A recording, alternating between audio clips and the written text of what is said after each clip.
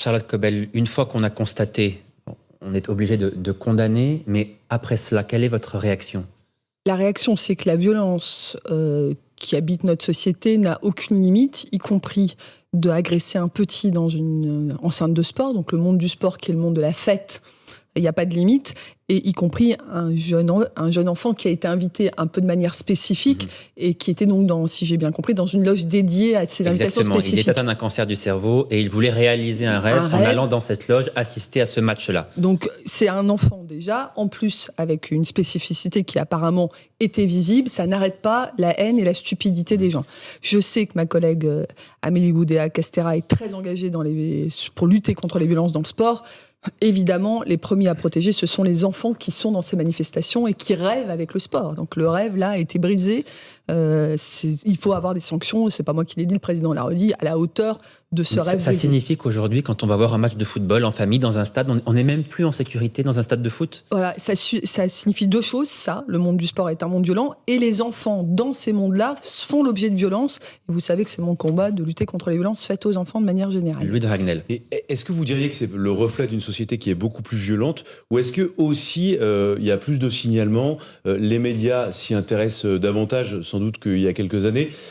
Comment est-ce que vous placez le curseur, vous ? Non, mais là, sur ce sujet-là, c'est absolument choquant. On a un petit garçon qui est violenté parce qu'il a un maillot sur lui et qui, par ailleurs, un petit garçon qui, manifestement, a une fragilité. Donc, ça veut dire que la bêtise qu'on connaissait déjà dans le monde du sport, entre différents clubs, n'a aucune limite, y compris un petit qui ne peut pas se défendre. Et heureusement que le père est intervenu, sinon ça aurait été plus grave.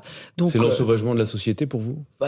Oui, ou la stupidité des supporters, c'est peut-être pas exactement sur le même, mais on sait que le monde du sport, et je le répète, Amélie Oudéa est très engagée sur ça, il faut évidemment que les enceintes sportives, qui ont toujours été des lieux de violence, continue à rejoindre la paix plutôt que ce type d'agression. Là, on voit la stupidité jusqu'où ça va. Alors Charlotte Cobel, on va à nouveau parler de la petite Lindsay.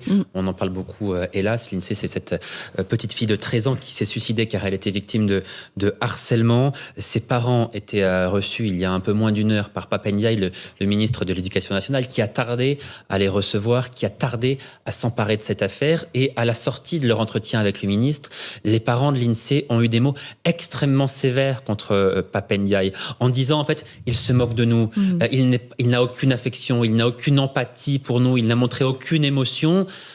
Alors, deux choses. Comment est-ce que vous réagissez à ces critiques extrêmement violentes ? Je réagis en disant que Pape Ndiaye s'est saisi du dossier. Très tardivement. Pas tardivement, puisque dès qu'on a su que cette jeune fille avait choisi, et c'est ça qui est quand même grave, cette jeune enfant qui a choisi à 13 ans de mettre fin à ses jours suite à son harcèlement, Pape Ndiaye a tout de suite réagi et a saisi l'inspection pour comprendre ce qui s'était passé à l'école. Il n'a pas appelé ses parents, par exemple. Il ne s'est pas rendu sur place. Alors ça, c'est un sujet que j'ai moi-même comme ministre de l'Enfance. Quand les parents vivent un drame, on se pose toujours la question de savoir s'ils ont envie d'avoir un ministre au téléphone ou de ne pas avoir un ministre au téléphone.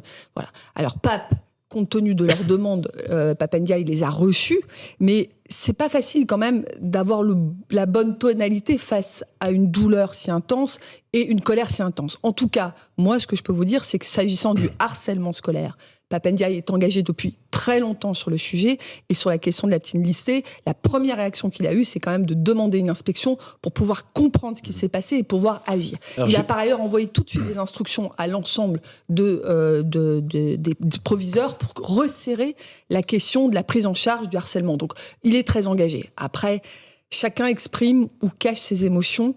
C'est pas facile face à la douleur d'une famille d'être le plus adapté possible. Alors justement, vous l'avez un petit peu évoqué, la question que beaucoup se posent aujourd'hui, c'est la question de la responsabilité. Il y a plein de responsabilités qui sont pointées du doigt. Il y a celle du ministre qui est peut-être pas allé assez vite. Il y a celle de l'éducation nationale dans son ensemble qui fait peut-être pas remonter suffisamment rapidement et n'apporte pas les bonnes réponses dès qu'il y a un signalement ou un problème. Et puis, il y a même les services de police locaux sont pointés du doigt.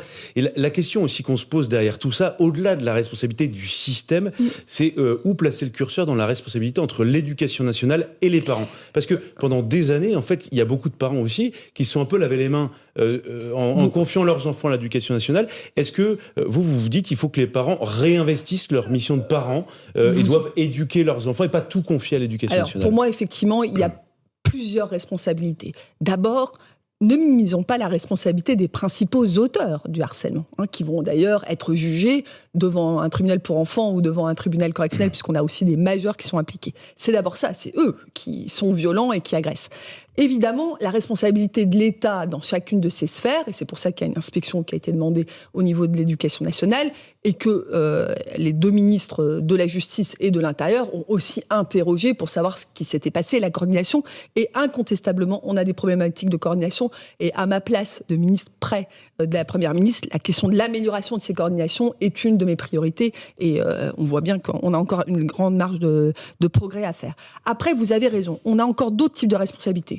La responsabilité des réseaux sociaux. Et vous savez qu'on est engagé dans un plan de responsabilisation des plateformes, parce que c'est quand même aussi les réseaux sociaux. Et en ce sens, il faut quand même dire, il y a ce qui se passe à l'école et il y a ce qui se passe en dehors de l'école et qui fait continuer ou qui augmente les effets de ce qui se passe à l'école.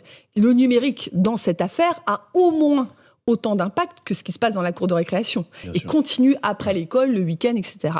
Et puis enfin, évidemment, les parents. Moi, je l'ai dit et je le redis, cette situation, ce drame de la petite Lindsay doit être l'occasion pour tous les parents d'interroger leurs enfants, notamment les collégiens, en disant « As-tu déjà subi des faits de harcèlement ?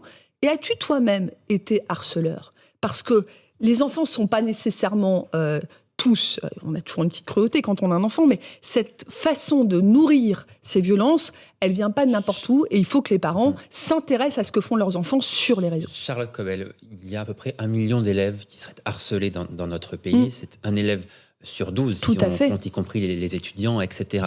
Vous parlez des réseaux sociaux. Il y a effectivement le harcèlement au sein de l'établissement. Les réseaux sociaux amplifient cela, c'est incontestable. Et le ministre Pap Ndiaye a dit tout à l'heure aux parents de la petite Lindsay que, concernant le harcèlement en ligne, l'État était quasiment impuissant, qu'il ne pouvait quasiment rien faire, qu'il était impossible de changer cela. Ce sont les propos rapportés par les parents de Lindsay à la sortie de leur rencontre avec Pap Ndiaye. Est-ce que vous partagez ce constat ? Je ne partage pas du tout ce constat. Alors pourquoi Pap Ndiaye a-t-il dit cela ? Parce que, bien qu'il soit engagé avec Jean-Noël Barrot et moi-même sur la question de la lutte Jean-Noël Barrot, contre, qui est le secrétaire d'État chargé du numérique. Évidemment, contre les violences numériques, nous déroulons un plan à la demande du président de la République, qui a lui-même d'ailleurs installé un laboratoire de la protection de l'enfance sur le numérique, un plan pour responsabiliser les plateformes. Ce mot que vous utilisez, qui est intéressant, pour responsabiliser, ça veut dire que vous n'avez pas d'autre choix, vous ne pouvez pas les contraindre. S'ils refusent d'être responsabilisés, vous ne pouvez rien faire. Non, pas du tout. Nous avons maintenant un texte européen qui va rentrer en vigueur grâce à la loi qui est portée par Jean-Noël Barrot et qui viendra devant le Parlement en juillet, qui permettra non seulement des sanctions, mais aussi la possibilité de retirer le flux, entre guillemets, à des plateformes qui ne respecteraient pas notre règle. C'est-à-dire de, pardonnez-moi, couper le son, l'image, si les plateformes ne respectent pas nos règles. Concrètement, si demain, par exemple, Twitter, vous, l'État, vous signalez une vidéo sur Twitter ou sur même Facebook, vous dites à Twitter et Facebook, eh bien, on coupe le signal si vous ne retirez pas. Exactement. Aujourd'hui, on a déjà document qui comprend une vidéo, une image qui porte atteinte à la dignité, à l'intégrité de quelqu'un. Exactement. D'abord, permettez-moi d'en profiter pour redonner le numéro de téléphone, le 3018. Le 3018, ça permet à tout enfant, tout adolescent d'appeler et d'obtenir un retrait de contenu, parce qu'aujourd'hui, il y a déjà des conventions entre cette plateforme et l'ensemble des opérateurs, que ce soit Instagram, etc. On a déjà du retrait de contenu. Si on va, par la loi, accélérer ce retrait de contenu en 1 heure, si en 1 heure ce n'est pas retiré, l'État, en l'espèce l'autorité de régulation qui s'appelle l'Arcom, pourra, avec des sanctions, condamner et par ailleurs couper le son, couper l'image plus rapidement. Donc oui, nous avons des solutions. Certaines existent déjà. On a déjà, d'ailleurs, le législateur est intervenu sur le harcèlement, etc. Mais par ailleurs, on a un plan qu'on déroule dans un dialogue ferme, mais sans concession avec les plateformes. Alors vous avez raison de rappeler effectivement ces numéros qui sont à disposition des personnes qui seraient éventuellement harcelées. Le 3018 pour le harcèlement et le cyberharcèlement et le 3020 pour le harcèlement scolaire. Charlotte Cobel, il nous reste peu de temps, mais je veux quand même qu'on parle du plan Petite Enfance présenté par la Première ministre. C'était jeudi, 200 000 places de crèches supplémentaires d'ici 2030. Comment est-ce que vous allez vous y prendre ? Ça semble être un chantier gigantesque. Cette promesse elle-même semble un peu irréalisable. Quelle est votre méthode pour y parvenir ? Alors, c'est la méthode portée par le ministre des Solidarités, avec effectivement d'abord des moyens financiers mis à raison de plusieurs milliards d'euros jusqu'en 2030 pour pouvoir effectivement financer ces places de crèche. C'est un dialogue très construit avec l'ensemble des collectivités territoriales et avec une responsabilisation des municipalités, des mairies qui connaissent les besoins de l'ensemble des habitants. Voilà. Donc c'est un dialogue entre l'État qui apporte des financements et les collectivités locales qui doivent, elles, mesurer les besoins de leur population et connaître les besoins de leur population. Après, on a un véritable enjeu, c'est le recrutement. Effectivement, des professionnels, parce qu'on sait qu'on est sur, là aussi, comme dans tout le champ du travail, de l'accompagnement. Qui sont un peu déçus, qui disent qu'il n'y a pas suffisamment il n'y a pas de revalorisation salariale, le gouvernement ne rend pas ce métier aujourd'hui, il y a beaucoup de départs. Voilà.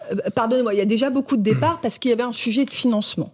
Aujourd'hui, la Première ministre, elle annonce quand même 5 milliards sur le plan. Donc c'est quand même un sujet qui doit se traduire bien sûr par de la construction de sites pour accueillir, mais évidemment en tant que de besoin de revalorisation. Je rappelle quand même une grande partie de ces professionnels sont sous contrat privé, donc rien n'empêche quand même les employeurs de mieux financer leurs employés, avec l'argent qui est mis, avec une revalorisation d'ailleurs par la CAF de l'accompagnement ça devrait permettre de mieux financer. Mais il n'y a pas. Ce sera suffisant, vous pensez, pour attirer, c'est pas une question piège, mais on voit qu'il y a eu un plan, par exemple, pour attirer des infirmières à l'hôpital. Globalement, c'est compliqué. Là, donc, il y a un nouveau plan qui est lancé et on sait qu'il y a une pénurie de personnel. Est-ce que vous pensez que ce sera suffisant pour essayer de convaincre, d'attirer, de créer quasiment des filières ? S'agissant de l'attractivité des métiers, il y a bien sûr ce plan qui amène de l'argent, c'est toujours utile quand même, ne serait-ce que pour améliorer la qualité de vie au travail. Mais les travaux sont beaucoup plus complets. Actuellement, le ministre du Travail travaille sur les conventions collectives pour améliorer la rémunération de ces personnes. Le ministre de l'Éducation nationale et la ministre de l'Enseignement supérieur travaillent sur des filières, y compris dans le lycée professionnel. Vous savez qu'on a une grande réforme sur le lycée professionnel. Nous avons aussi lancé une campagne d'attractivité des métiers, une belle campagne autour des métiers d'enfance. Moi-même, je porte ça. Il n'y a pas plus beau métier que de s'occuper de nos enfants. Merci beaucoup, Charlotte Caubel, d'être venue en direct sur le plateau de CNews et d'Europe 1 pour répondre à nos questions. Merci, Louis de Ragnel, d'avoir partagé cette émission avec moi.